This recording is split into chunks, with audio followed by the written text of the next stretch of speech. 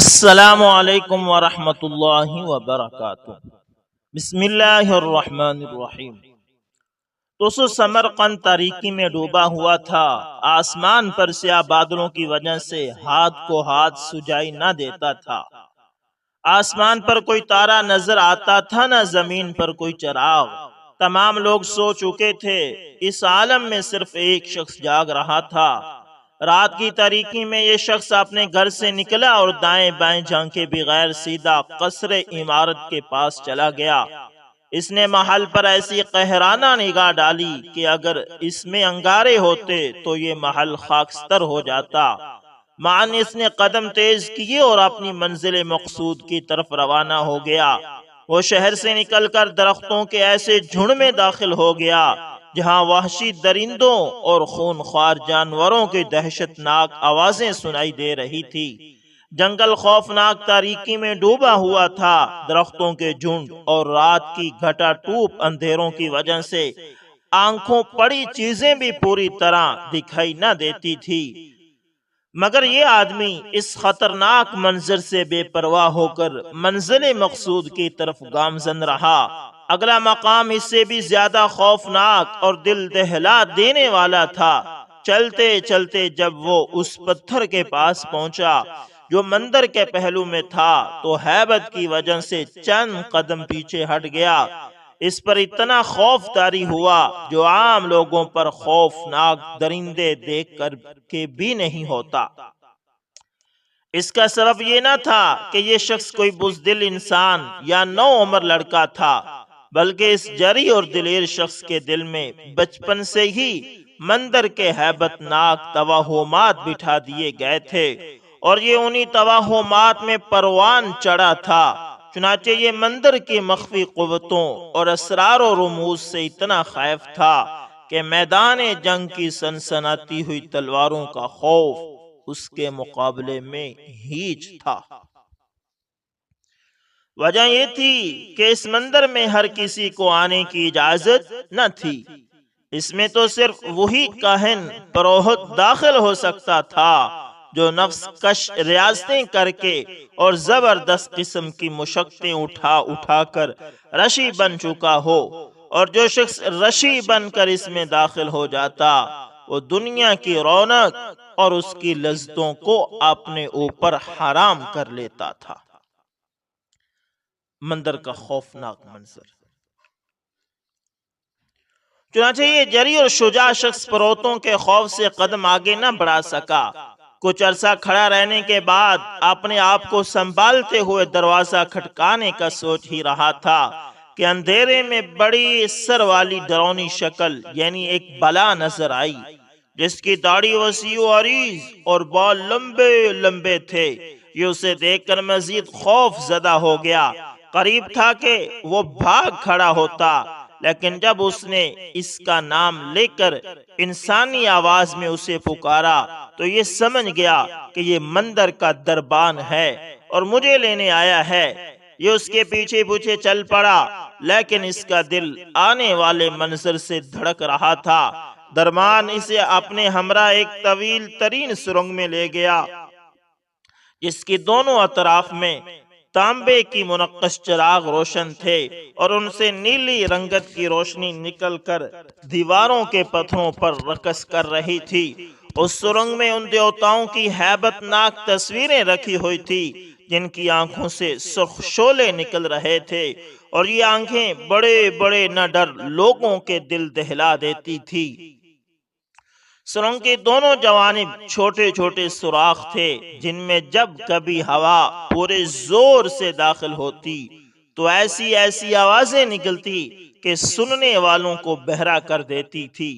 یہ دونوں چلتے چلتے ان رشیوں کے پاس پہنچے جنہیں کبھی کبھار بادشاہ ہی دیکھ سکتا تھا، اور سارے حکمران ان کی بات رد نہیں کر سکتے تھے، مبادا ان کی بات نہ ماننے کی وجہ سے کوئی ان پر مصیبت نہ آن پڑے۔ یہ آدمی ہیبت اور دہشت کی وجہ سے ارد گرد دیکھتا تھا، نہ نظر بھر کر پروتوں کو دیکھتا تھا۔ یعنی اس نے ادھر ادھر بھی نہیں دیکھا، اور وہ جو بروت یعنی بڑے پادر شادر جو بیٹھے ہوئے تھے انہیں بھی اس نے نہیں دیکھا۔ البتہ ان کی باتیں اس کے کانوں میں پڑ رہی تھی، اس کے کانوں سے ٹکرا رہی تھی، اور یہ انہیں ایسے سن رہا تھا جیسے خواب دیکھ رہا ہو، یعنی ہمہ تن گوش ہو کر ان کی باتیں سن رہا تھا۔ اس نے نظریں جھکائے ہوئے ہی اندازہ لگایا کہ ان میں سے ایک پروہت سمرقند کا ماضی یاد کر رہا ہے اور اہل وطن کی بدعمالیوں پر آنسو بہا رہا ہے، اور بڑے دکھ کے ساتھ بیان کر رہا ہے کہ مسلمان کس طرح ناگہانی آفت کی طرح آئے اور انہوں نے سمرقند کا تاج و تخت الٹ دیا۔ اب ان کے نکلنے کی یعنی مسلمانوں کے نکلنے کی اب تمام امیدیں ختم ہو چکی ہیں، اور سوائے ترکش دان کے آخری تیر چلانے کے کوئی چارہ نہیں بچا، اور وہ یہ ہے کہ ہم نے سنا ہے کہ اس قوم کا حکمران بڑا عادل اور منصف مزاج ہے۔ ہمارا پروگرام ہے کہ ہم اس کی خدمت میں اپنا قاصد بھیجیں جو اسے ہماری شکایت سے آگاہ کرے، پھر جو ہو سو ہو۔ اور ہم نے تجھے تیری جرأت، شجاعت اور عربی زبان میں مہارت کی وجہ سے منتخب کیا ہے۔ کیا تو اس منصب کے لیے راضی ہے؟ یعنی کیا تو اس کام کے لیے آمادہ بھی ہے؟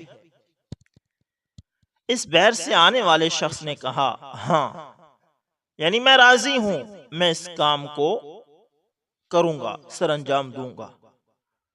پروہت نے کہا، یعنی اس کو آپ پادری بھی سمجھ سکتے ہیں، ان کا دیوتا بھی سمجھ سکتے ہیں، کچھ سمجھ لیں۔ پروہت نے کہا، دیوتاؤں کے توفیق سے جا، روانہ ہو جا۔ یہ آدمی مندر سے نکلا، فخر کی وجہ سے اس کا سر بلند تھا، اب اس کے پاؤں زمین پر اور دماغ آسمانوں پر پرواز کر رہا تھا۔ وہ اتنی خوشی محسوس کر رہا تھا کہ اڑ کر دمشق چلا جائے۔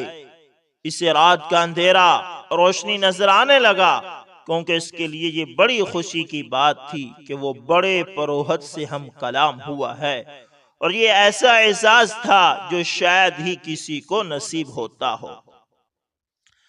اس نے سمجھ لیا کہ اب سمرقند کی آزادی اس کے بائیں ہاتھ میں ہے۔ یہ شخص فرط شجاعت میں تمنا کرنے لگا کہ کاش وہ مجھے اسلامی افواج سے ٹکرا جانے کا حکم دے دیتا، لیکن یہ اس کی خام خیالی تھی۔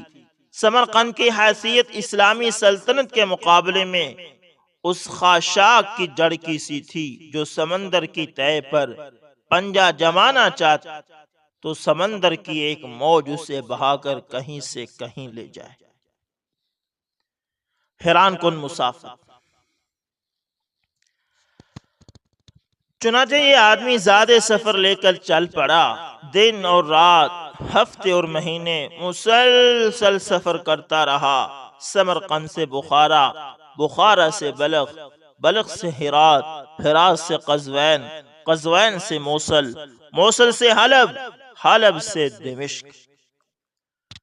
سفر ختم ہونے کو آتا ہی نہ تھا۔ سب ریاستیں ایک سے ایک بڑھ کر تھی۔ سرسبز و شاداب زمینیں، تہذیب و تمدن کے عجیب و غریب نمونے، چاروں طرف رونق ہی رونق، پر شکوہ عمارتیں، بلند و بالا محلات، وسیع و عریض شاہراہیں، حسین و جمیل انسان، با پردہ اور حیادار خواتین، مختلف رنگتوں کے پہاڑ، ہزاروں باغات، مختلف اقسام کے میوے جات۔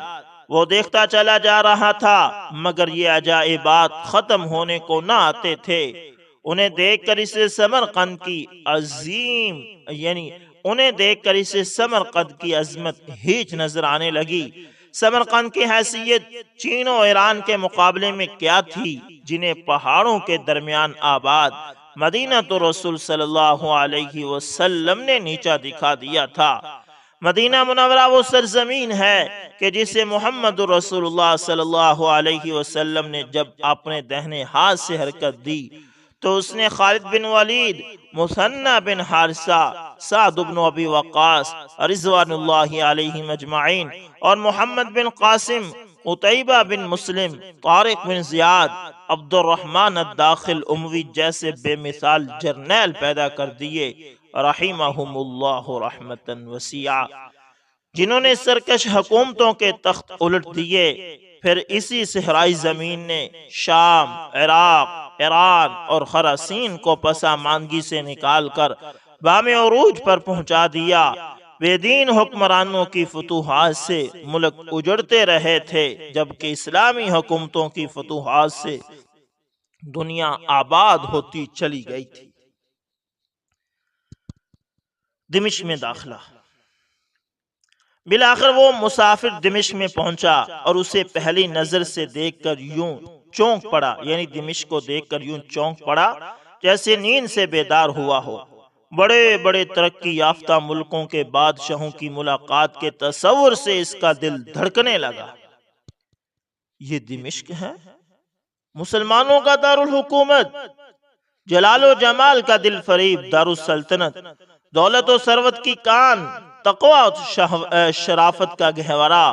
یہیں سے ایسا فرمان جاری ہوتا ہے کہ جس کے سامنے دمشق سے سمرقند اور سمرقند سے سپین تک کے امراء کی گردنیں جھک جاتی ہیں، اور یہی وہ مرد حکمران بستا ہے، یعنی یہی وہ مرد حکمران، جری اور بہادر حکمران بستا ہے جس کے سامنے قیصر روم، کسریٰ ایران، سکندر یونان، خاقان چین کی عظمتیں نقش بر آب ہو گئی، اور جس کی بات کو چین کے کہساروں سے لے کر بحر ظلمات تک ٹالنے والا کوئی نہیں تھا۔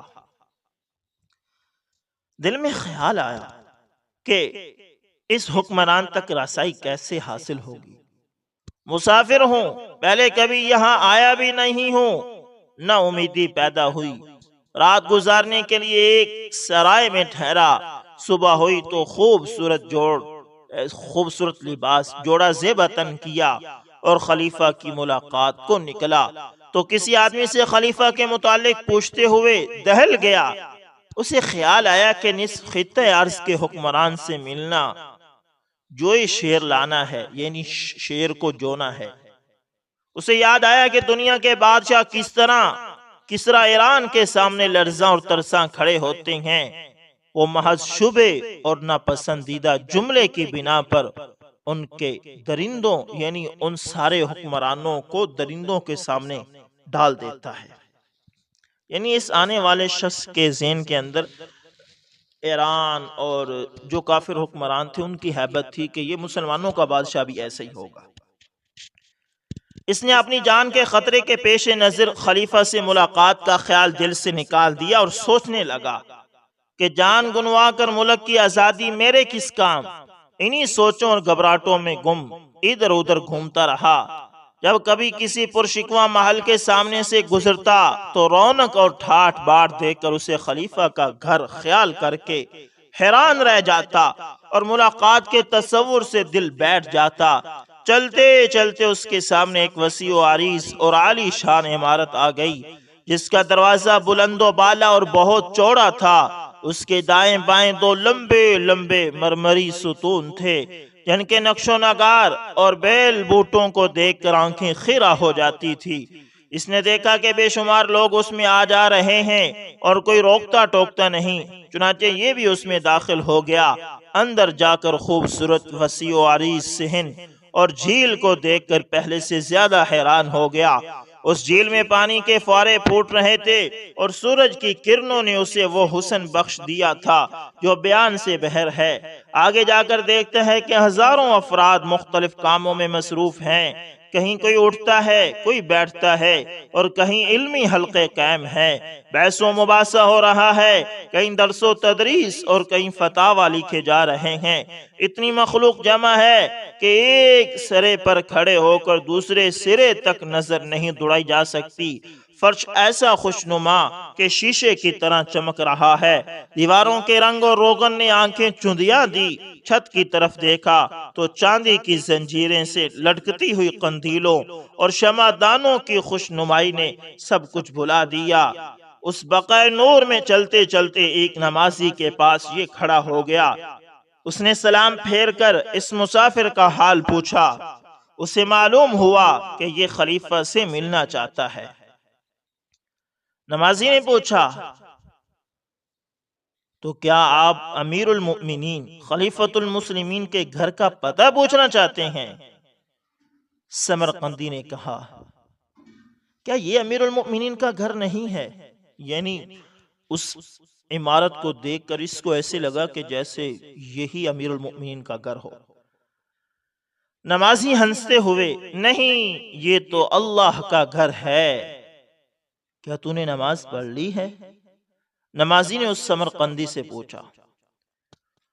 اس بیچاروں کو نماز کا کیا پتا، یہ تو اس دین کا پابند تھا جس کی معرفت صرف ڈراؤنی صورتوں والے دیوتاؤں ہی کو حاصل تھی۔ کہاں مندروں کا اندھیرا اور کہاں اسلام کا نور و جمال۔ یہ خاموش رہا تو نمازی نے پھر پوچھا کیا تم نے نماز ادا کر لی ہے؟ سمرقندی نے جواب دیا نہیں جناب، میں نے نماز نہیں پڑھی اور میں جانتا ہی نہیں کہ نماز کیا چیز ہے۔ نمازی کو شک پڑ گیا۔ نمازی نے پوچھا بیٹا تیرا دین کون سا ہے؟ سمرقندی مسافر نے جواب دیا میں سمرقند والوں کے دین کا پابند ہوں یا مسافر ہوں؟ نمازی نے سوال کیا سمرقند والوں کا دین کیا ہے؟ سمرقندی نے کہا مقدس مورتیوں کی پرستش، مقدس مورتیوں کی عبادت کرنا۔ نمازی نے پوچھا پھر تیرا رب کون ہے؟ سمرقندی نے جواب دیا مندر کے مرعوب کن دیوتا، یعنی میرا رب مندر کے دیوتا ہیں۔ نمازی نے کہا کیا جب تو بیمار ہوتا ہے تو وہ دیوتا تجھے شفا دیتے ہیں، یا تو حاجت طلب کرے تو کیا وہ دیوتا وہ مورتیاں تیری حاجت پوری کرتے ہیں؟ سمرقندی نے جواب دیا میں نہیں جانتا اس بارے میں۔ اللہ اکبر اللہ اکبر، قبول اسلام۔ اس نمازی نے سمجھ لیا کہ یہ بیچارہ جاہل ہے۔ اس نے اس کے خالی دل میں اسلام کے سیدھے سادے اصول اور اس کا جمال ڈالنا شروع کر دیا۔ تھوڑی سی دیر میں یہ اس دین کا پابند ہو گیا جس نے عربوں کو پوری دنیا کا حکمران بنا دیا۔ نمازی نے کہا آؤ میں تمہیں خلیفہ کا گھر بتاؤں، اور اس وقت امیر المؤمنین گھر کا کام کر رہے تھے، یعنی اس وقت جب نمازی اس سمرقندی کو لے کر گیا تو اس وقت امیر المؤمنین اپنے گھر کا کام اپنے ہاتھ سے کر رہے تھے۔ یہ سمرقندی اس کے پیچھے پیچھے چل پڑا اور اس کا چہرہ اسلام کے جمال و کمال سے آگاہی کی بنا پر تمتما رہا تھا۔ یہ داخل ہونے والے دروازے کی بجائے دوسرے دروازے سے نکلا اور اس وقت حیران اور پریشان رہ گیا جب نمازی لکڑی کے دروازے والے تنگ مکان کے طرف اشارہ کر کے کہہ رہا تھا کہ یہ امیر المؤمنین کا گھر ہے، یہ خلیفۃ المسلمین کا گھر ہے۔ اللہ اکبر، خلیفۃ المسلمین کے گھر کی حالت۔ اس سمرقندی نے نمازی کی طرف دیکھا کہ شاید نمازی مذاق کر رہا ہو، لیکن اسے سنجیدہ پا کر دروازے سے آگے بڑھ گیا۔ اسے دروازے کے درار سے نظر آیا کہ ایک بزرگ گارے سے دیوار لیپ رہا ہے اور ایک بی بی آٹا گوندھ رہی ہے۔ اس نے دروازہ چھوڑ دیا اور غصے سے اس نمازی کو پکڑ لیا اور کہا تو نے مجھ سے جھوٹ بول کر کیا لینا تھا؟ میں نے تو اسے خلیفہ کا گھر پوچھا تھا، لیکن تو نے معمار کا گھر بتا دیا۔ نمازی نے کہا کون سا معمار؟ اللہ۔ سمرقندی نے کہا گھر والا کون ہے؟ پھر اسے گھر والے کا حلیہ بتایا۔ یعنی سمرقندی نے جب دیکھا کہ امیر المؤمنین خلیفۃ المسلمین خود اپنے گھر کی لپائی کر رہے ہیں تو سمرقندی یہ سمجھا کہ کہ گویا یہ تو کوئی مامار ہے، یہ تو امیر المؤمنین ہے ہی نہیں۔ نمازی کی نے کہا افسوس تجھ پر، وہی تو امیر المؤمنین عمر بن عبدالعزیز رحمت اللہ تعالی ہے کہ اس وقت اللہ کے بعد روئے زمین پر اس سے بڑا حکمران کوئی نہیں۔ سمرقندی نے پوچھا اور وہ عورت؟ نمازی نے کہا وہ امیر المؤمنین کی بیوی، خلیفہ عبد الملک کی بیٹی، اور دو خلفاء ولید بن عبد الملک اور سلیمان بن عبد الملک کی بہن، بعد میں بننے والے دو خلفاء کی ہمشیرہ، عرب کی معزز ترین عورت ہے۔ امیر المومنین بذات خود بڑے مالدار، خوش پوش اور خوش خوراک انسان تھے، لیکن ان میں دنیا کے مشہور ترین عادل حکمران حضرت عمر فاروق رضی اللہ تعالیٰ عنہ کی رگ تھی، جو اسے اس حالت میں لے آئی۔ اللہ اللہ۔ واپس جا اور دروازہ کھٹکا کر انہیں اپنا قصہ سنا، اور ان سے ڈرنا نہ۔ اللہ کی قسم یہ کوئی متکبر اور ظالم اور جابر حکمران نہیں ہے، یہ تو متواضع اور منکسر المزاج امیر المؤمنین ہیں۔ انہیں حق بات نافذ کرنے میں کوئی رکاوٹ پیش نہیں آتی۔ جب یہ اللہ کی خاطر غصے میں آتے ہیں تو ہواؤں کے جھکڑ اور بادلوں کی بجلیاں اس کی قوت بن جاتی ہیں۔ سمرقندی پر روب اور کپکپی۔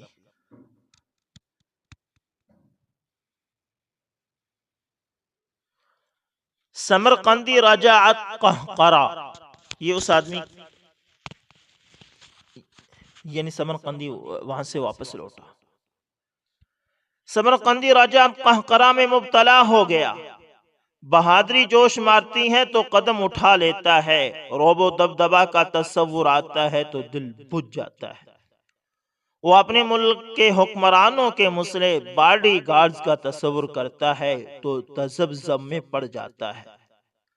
وہ سمجھتا ہے کہ بادشاہ تو وہ ہوتے ہیں جو تلوار کے زور پر حکمرانی کریں اور رعیت ڈر کر ان کی اطاعت کرے۔ عدل کی حکمرانی اور محبت کی اطاعت تو وہ جانتا ہی نہ تھا۔ یہ بات دل میں جا گزی ہوئی کہ ضرور یہ شخص مذاق کر رہا ہے۔ دوڑ کر اس نمازی کو پیچھے سے جا لیا اور کہا، سمرقندی نے کہا، میرے بھائی تجھے اللہ کی قسم سچ بتا، واقعی امیر المؤمنین کا گھر ہے؟ اللہ، یقین ہی نہیں آ رہا۔ نمازی نے کہا، جی ہاں، اللہ کی قسم واقعتاً یہ امیر المؤمنین عمر بن عبدالعزیز رحمت اللہ تعالی کا گھر ہے۔ یہ اس انسان کا گھر ہے جسے قرآن کی برکت نے قیصر و کسریٰ، فرعون و خاقان کے ممالک اور ان کے تاج کا وارث بنایا۔ چونکہ اس کا سر بلند تھا اور یہ تاج چھوٹے تھے، تاج وہاں تک نہ پہنچ پاتے تھے، اس لیے اس نے عرب کے تاج یعنی امامے کو ہی پسند کر لیا۔ خلیفۃ المسلمین کا انداز حکمرانی۔ یہ اس آدمی کا گھر ہے جس کے سامنے دنیا کے ثمرات اور مال و غنیمت کے اموال کشاں کشاں چلے آ رہے ہیں، اور یہ سونا تول تول کر مستحقین کو دے رہا ہے، فقیروں کو جواہرات اور محتاجوں کو گھر دے رہا ہے، لیکن خود ان چیزوں سے بے نیاز ہے۔ اپنے خاندان کو اس کے قریب نہیں پھٹکنے دیتا، کیونکہ اس نے سونے چاندی اور جواہرات کے بدلے اپنے رب سے جنت کا سودا کر رکھا ہے۔ اس نے دنیا کو عاجزی اور لاچاری کی بنا پر ترک نہیں کیا، بلکہ شاہی میں فقیری اختیار کی ہے۔ حکمران بننے سے پہلے وہ اپنی صلاحیت کا لوہا منوا چکا تھا۔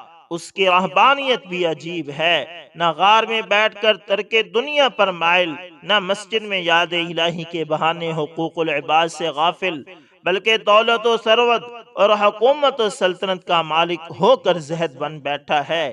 یہ آگ میں داخل ہوا، یعنی یہ اب عمر بن عبدالعزیز آگ میں داخل ہوا تو ہے مگر جل نہیں رہا، یعنی حکمرانی تو سنبھالی ہے لیکن دنیا کی محبت دل میں نہیں آئی۔ پانی میں چل تو رہا ہے مگر بھیگ نہیں رہا، اس کے منہ میں ادیب کی زبان اور سر میں دانائی کے خزانے ہیں، سینے میں جرنیل کا دل ہے، دنیا کی سب سے بڑی سلطنت کو اپنی فراست مؤمنانہ سے چلا رہا ہے، داخلہ اور خارجہ، عدلیہ اور انتظامیہ جیسے محکمے اس کے اشاروں پر چل رہے ہیں، یہ قائد بھی ہے اور مفتی بھی، عالم بھی ہے اور معلم بھی، اس کے حسن انتظام سے دنیا کی وسیع و عریض سلطنت میں امن اور امان قائم ہو گیا ہے، پوری مملکت میں دشمنیاں ختم ہو گئی ہیں، مقابلہ کرنے والوں نے ہتھیار پھینک دیے ہیں، شیعہ اور خارجی بھائی بھائی بن گئے ہیں، مصری اور یمنی، کالے اور گوروں نے صلح کر لی ہے، شیر اور بکری ایک گھاٹ پر پانی پینے لگے ہیں، حوادثات زمانہ جب اسے دیکھتے ہیں تو سہلے سمندر سے ٹکرا کر واپس مڑنے والی موج کی طرح پیچھے پلٹ جاتے ہیں، یہ امیر المومنین سلیمان کو دفنا کر واپس آ رہے تھے کہ باد نسیم کی طرح یہ خبر پھیل گئی کہ عمر بن عبدالعظیم اموی کو خلیفہ بنا دیا گیا ہے، یہ خبر پھیلتے ہی فضا مسرت کے نعروں سے گونجنے لگی، گویا عید الفطر کا چاند طلوع ہو گیا ہو، سرکاری ملازم سونے اور جواہرات سے مرصع سواریاں لے کر حاضر ہوئے، اس نے پوچھا یہ کس لیے؟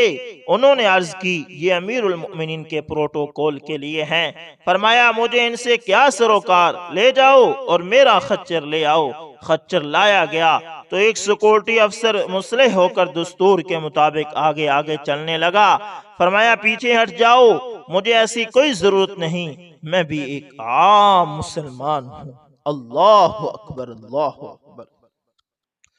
چنانچہ بغیر کسی حفاظتی دستے اور شاہی جھنڈے کے خچر پر سوار ہو کر، یعنی بغیر کسی شاہی جھنڈے اور دستے کے، یا اپنے خچر پر سوار ہو کر وہ شخص بنا جو شام، اندلس، مراکش، الجزائر، تیونس، طرابلس، مصر، حجاز، نجد، یمن، فلسطین، اردن، لبنان، عراق، ایران، آذربائیجان، آرمینا، کابل، بخارا اور سندھ جیسے 20 بڑے بڑے صوبوں اور موجودہ ملکوں کا واحد حکمران بن گیا۔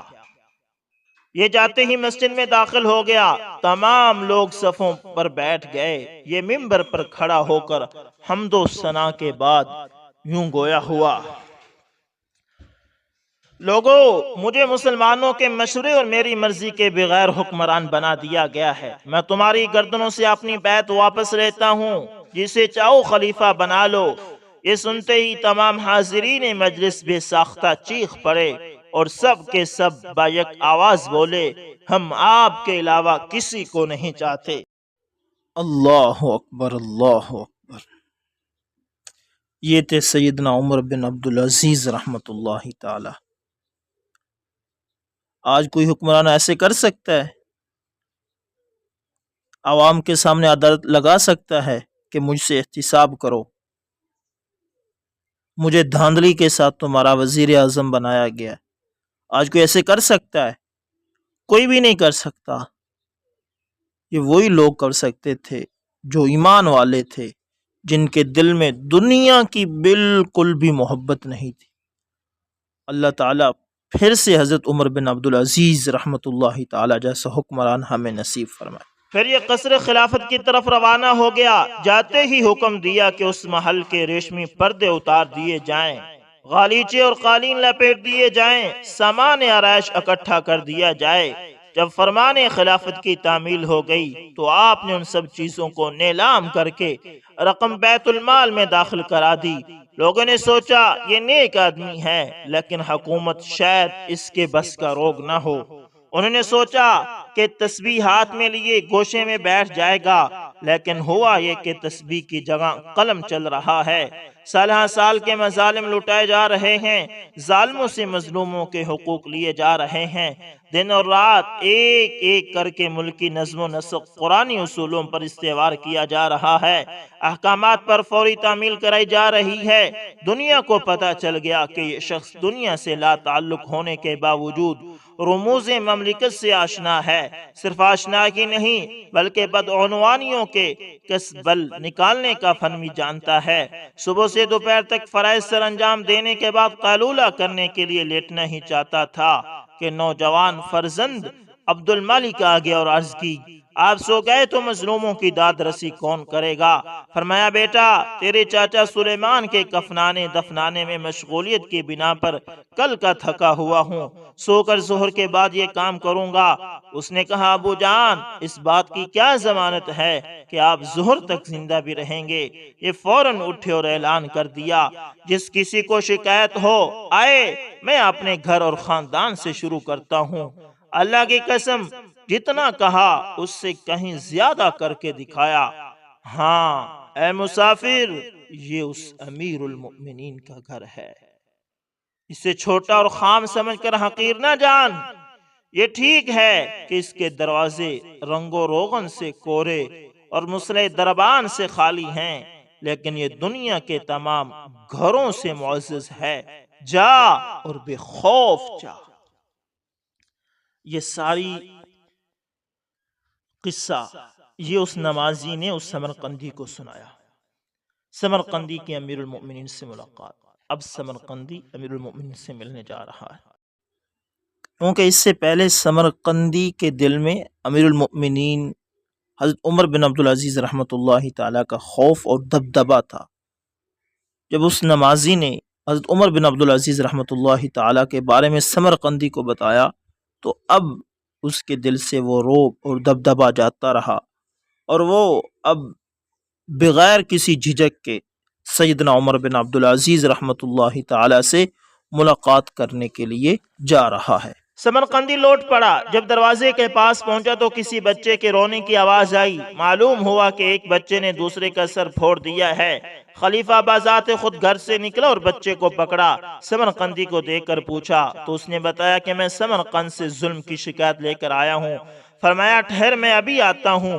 اس کے بعد ایک عورت لرزتی ہوئی آئی، کہنے لگی، یہ سر پھوڑنے والا بچہ میرا بیٹا ہے اور یہ یتیم ہے، اس پر رحم فرمائیں۔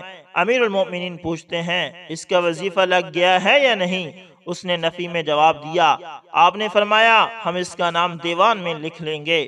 وہ عورت دعائیں دیتی ہوئی چلی گئی۔ ادھر امیر المؤمنین کے زخمی بیٹے کی ماں غصے سے بولی، اب اگر وہ بچہ دوبارہ ایسا نہ کرے تو مجھے کہنا۔ امیر المؤمنین نے فرمایا، تم نے اسے ڈرایا ہوگا۔ اس کے بعد امیر المؤمنین بہر آئے تو سمرقندی نے عساکر اسلامیہ کے جرنیل قتیبہ بن مسلم کی شکایت کی کہ وہ بغیر دعوت اسلام دیے، بغیر جزیہ طلب کیے اور بغیر اعلان جنگ کیے سمرقند پر قابض ہو گیا تھا۔ امیر المومنین نے فرمایا، واللہ ہمارے نبی کریم صلی اللہ علیہ وسلم نے ظلم سے روکا ہے، آپ نے ان غیروں سے انصاف کا حکم دیا ہے۔ فرمایا، اے غلام قلم اور کاغذ لاؤ۔ وہ 2 انگلی کاغذ اور قلم لے آیا۔ آپ نے چند سطریں لکھ کر مہر لگا دی اور فرمایا، وہاں کے گورنر کے پاس لے جاؤ۔ یہ وہاں سے نکلا اور سفر طے کرنے لگا۔ جب کسی شہر میں داخل ہوتا تو مسجد میں چلا جاتا، نماز کے وقت مسلمانوں سے کندھا ملا کر کھڑا ہو جاتا۔ اس کے دل میں ایمان اور زبان پر تکبیر و تحمید تھی۔ وہ اپنے آپ کو اسلامی تنظیم کا رکن سمجھتا اور دیکھتا تھا۔ اللہ اکبر، اسلامی مساوات کا دلکش منظر۔ دوستو، یہی وہ چیز ہے جس نے غیروں کو بھی اسلام کا گرویدہ بنا دیا۔ اسلام میں جو برابری ہے نا، یہ کسی مذہب میں نہیں ملتی۔ اسلام کے اندر کسی کالے کو گورے پر فضیلت نہیں، امیر کو غریب پر نہیں۔ یہی وہ مساوات ہیں جس نے کافروں کو بھی اسلام کا مطالعہ کرنے پر مجبور کیا۔ ایک امامت کراتا ہے، دوسرا اقتداء کرتے ہیں، نہ ان میں کوئی پروہت ہے نہ رشی، ان کے سامنے کوئی بت ہے نہ مجسمے۔ امیر اور غریب، شاہ اور گدا، کالے اور گورے، حاکم اور محکوم، سب کے سب ایک ہی صف میں کھڑے ہیں اور کعبۃ اللہ کی طرف منہ کر کے ایک ساتھ رب العالمین کے سامنے جھکے ہوئے ہیں۔ اب نہ کوئی مشقت تھی نہ تکلیف، جب کسی شہر کی مسجد میں جاتا وہ مسافر سمجھ کر مہمانی کرتے، اب یہ سوچتا ہے کہ میری آمد اور واپسی کے درمیان کتنا فرق ہے۔ آیا تھا تو غریب پردیسی تھا، جا رہا ہوں تو نعمتوں سے لدا ہوا واپس مندر پر پہنچتا ہے۔ لیکن اس مرتبہ نہ ڈراؤنے مجسموں کا خوف، نہ نیلے چراغوں کا ڈر، نہ پروہت کی ہیبت تھی، نہ اس کا خوف، کیونکہ نور اسلام سے اس پر واضح ہو گیا کہ یہ بے جان بت نہ نفع دے سکتے ہیں نہ نقصان۔ البتہ اس نے اپنے قبول اسلام کو مخفی رکھا۔ اس نے مندر کا دروازہ کھٹکایا، دروازہ کھول دیا گیا، اندر والے اسے زندہ و سلامت دیکھ کر حیران رہ گئے۔ اس نے اپنی پوری روادات بیان کر کے ان کو اور بھی حیران کر دیا۔ انہوں نے اسے جلد از جلد گورنر کے پاس بھیجا۔ گورنر نے رقعہ کھول کر پڑھا تو اس میں حکم تھا کہ موجودہ کور کمانڈر اور کہنوں کا جھگڑا نمٹانے کے لیے خصوصی عدالت مقرر کی جائے اور جج جو فیصلہ کرے اسے نافذ کر دیا جائے۔ گورنر نے سر اطاعت خم کرتے ہوئے عدالت تشکیل دی اور جمیع بن حاضر باجی کو جج مقرر کر دیا۔ عدالت کی تشکیل کی خبر سن کر پروہت خوشی سے تمتما اٹھے، لیکن لمحے بھر کی خوشی کے بعد ان کے چہرے ایسے سیاہ ہو گئے جیسے صاف آسمان پر کالا بادل چھا گیا ہو۔ انہوں نے یقین کر لیا کہ یہ عدالت بھی مسلمانوں کی دھوکہ بازی کا نیا باب ہوگی۔ مقررہ تاریخ آ پہنچی، تمام لوگ مسجد میں جمع ہو گئے۔ ایک طرف سمرقند کے پروہت بیٹھ گئے اور دوسری طرف عرب کا سکندر یعنی عساکر اسلامیہ کا جرنیل، جس کے برابر مشرق میں کوئی فتوحات حاصل نہ کر سکا تھا۔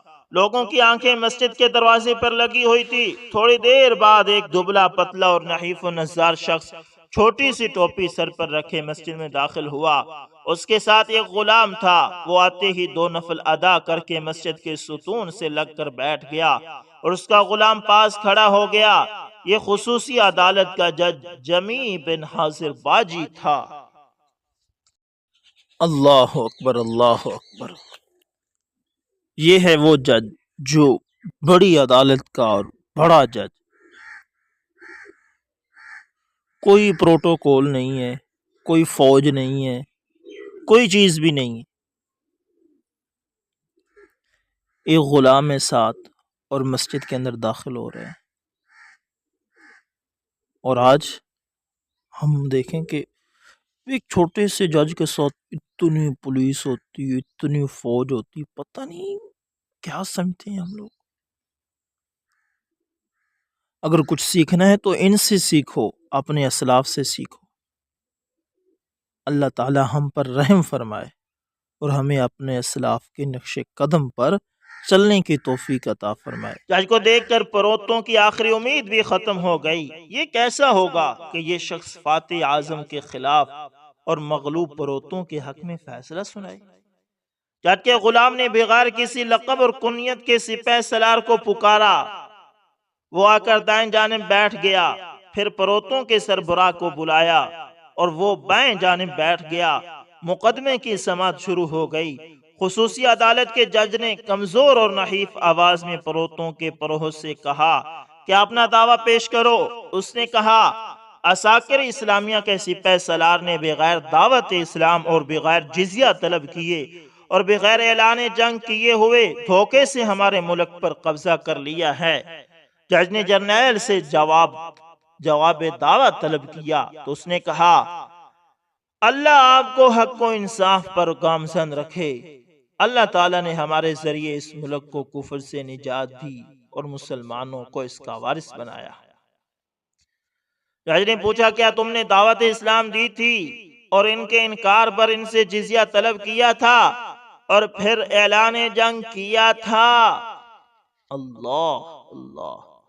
جرنیل نے کہا، نہیں جناب، ایسا تو نہیں کیا۔ جج نے کہا، گویا تم نے اقرار کر لیا ہے۔ سنو، اللہ نے اس دین کی نصرت اس وجہ سے کی ہے کہ یہ حق اور انصاف کا داعی ہے، اس لیے نہیں کہ ہم ملکوں پر بغیر حق کے قبضہ کرتے پھریں۔ میرا فیصلہ یہ ہے کہ مسلمان اس ملک سے نکل جائیں اور سرحد پر جا کر اسلامی دستور کے مطابق دعوت اسلام پیش کریں، پھر جزیہ طلب کریں۔ اگر یہ ان کے لیے بھی ناقابل قبول ہو تو پھر اعلان جنگ کریں۔ اس کے بعد عدالت برخاست ہو گئی۔ ایک طرف سے جج نکل گیا اور دوسری طرف سے عساکر اسلامیہ کا سپہ سالار۔ مندر والے بھی سن کر چل دیے، مگر باقی لوگ کھڑے کے کھڑے رہ گئے۔ ہمارے سمرقندی بھائی نے بڑے پروہت کے چہرے کی طرف دیکھا تو جانچ گیا کہ اس ناقابل یقین فیصلے کے بعد اس کے چہرے پر نور اسلام کی کرنیں چمکنے لگی ہیں اور اسے اسلام کی سرسبز و شاداب اور جلال و جمال سے منور دنیا نظر آ گئی ہے۔ اسے اندازہ ہو گیا کہ اس نے اپنے دین کو خیر آباد کہنے کا ارادہ کر لیا، یعنی سمرقندی کو، کیونکہ کسی سعید روح کا نور اسلام دیکھ کر اسلام قبول نہ کرنا ایسا ہی ہے جیسے بچے کا ماں کے پیٹ کی تاریک دنیا سے نکل کر دوبارہ اسی اندھیرے میں واپس جانا۔ اللہ اکبر، اللہ اکبر، قربان جاؤں ایسے ججوں پر جنہوں نے بغیر کسی چیز کا لحاظ کیے وقت کے جرنیل کے خلاف فیصلہ دے دیا۔ آج ہے کسی جج کے اندر اتنی طاقت کہ وزیر اعظم کے خلاف، وزیر اعلیٰ کے خلاف ہی کوئی فیصلہ دے دے؟ نہیں، سارے اپنی کرسیاں بچاتے ہیں۔ اس وقت اگر دنیا پر اسلام کا دبدبا تھا تو وجہ یہی تھی کہ سب انصاف پرست تھے، سب انصاف کرتے تھے، چھوٹے سے لے کر بڑے تک انصاف ہوتا تھا، غریب سے لے کر امیر تک انصاف ہوتا تھا۔ اللہ اکبر، اللہ اکبر، پروتوں کا قبول اسلام۔ چند گھنٹے گزرنے کے بعد فضا بغل کی آواز سے گونجنے لگی، چاروں طرف جھنڈے بلند ہونے لگے اور افواج اسلامیہ سمرقند سے نکلنے لگے۔ پروتوں نے حیرت سے پوچھا، یہ کیا ہو رہا ہے؟ لوگوں نے بتایا کہ فیصلہ نافذ ہو گیا اور لشکر جا رہا ہے۔ یہ وہ لشکر ہے جو مدینہ منورہ سے چلا تو سمرقند تک کوئی طاقت اس کے سامنے ٹھہر نہ سکی تھی، اور اس نے قیصر و کسریٰ کے ٹیڑھی دل لشکروں کو کچل دیا تھا۔ آج اسے دبلے پتلے، نحیف و نزار اور پس آواز والے بوڑے کی آواز نے نکال بہر کیا تھا۔ اب یہ لشکر سرحد پر جا کر دستور کے مطابق دشمن کو دعوت اسلام دے گا، قبول نہ ہونے کی صورت میں جزیہ طلب کرے گا، اور پھر جزیے سے انکار کی صورت میں دشمنان دین سے اعلان جنگ کرے گا۔ تو کیا اب سمرقند اس لشکر کو روک سکے گا جسے روم و ایران اور چین کی افواج نہ روک سکیں؟ اور کیا مندر کے پتھر اس سیل رواں کو روک سکیں گے؟ ہرگز نہیں۔ بڑا پروہت اپنے ساتھیوں سے پوچھنے لگا، تمہارا کیا خیال ہے؟ سمرقندی بھائی نے کہا، سنو، اشہد ان لا الہ الا اللہ وان محمدا عبدہ ورسولہ۔ اللہ اللہ۔ یہ سن کر مندر کا سب سے بڑا پروہت بولا، اشہد ان لا الہ الا اللہ وان محمدا عبدہ ورسولہ۔ پروہت مندر کے سجادہ جان نشین کی شہادت الحق دینی ہی تھی کہ پورا سمرقند نعرہ تکبیر سے گونج اٹھا۔ مسلمان فوجیں سمرقند میں داخل ہو گئی، نہ کوئی حاکم رہا، نہ محکوم، نہ غالب، نہ مغلوب، سب کے سب بھائی بھائی بن گئے۔ کسی عربی کو کسی اجمی پر اور کسی اجمی کو عربی پر کوئی فضیلت نہ رہی، مگر تقوی کی بنا پر سمرقند اس وقت سے اسلام میں داخل ہوا اور انشاءاللہ داخل رہے گا۔ اللہ اکبر۔ دوستو، امید کرتا ہوں ویڈیو اچھی لگی ہوگی۔ ویڈیو لمبی ہو گئی ہے تو ملتے ہیں کسی نہ اچھی سی ویڈیو کے اندر دوستو، تب تک کے لیے اللہ حافظ، جزاکم اللہ۔